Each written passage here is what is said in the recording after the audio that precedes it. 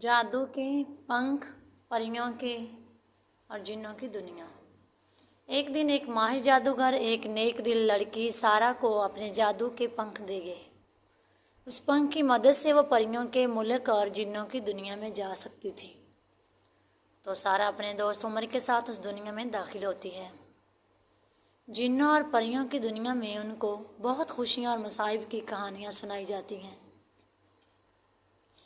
پریوں کے ملک میں سارہ اور عمر نے خوبصورت پریوں کو دیکھا جو چمکتی ہوئی باغوں میں رہتی تھی اور ان کے ہمراہ کھیلنا بہت مزہ آتا تھا۔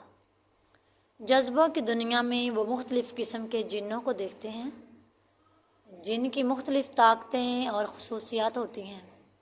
ان کے ساتھ رازیں اور معاشرتی مسائل کی کہانیاں بھی سنتے ہیں۔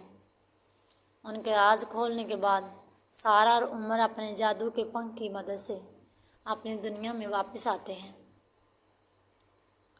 لیکن ان کے دل میں جادو کے پنکھ سے دیکھا ہوا منظر اب بھی بہت خاص ہوتا ہے۔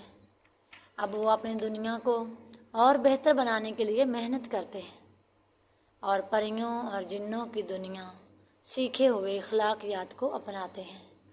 تو پیارے بچوں، اس کہانی کو سنانے کا نتیجہ یہ ہے کہ آپ بھی اپنے دوستوں میں اور اپنے بہن بھائیوں میں اور رشتہ داروں میں اپنے اخلاق کو اچھا بنائیں اور سب سے محبت سے بات کریں اور اپنا اخلاق اچھے سے اچھا بنائیں۔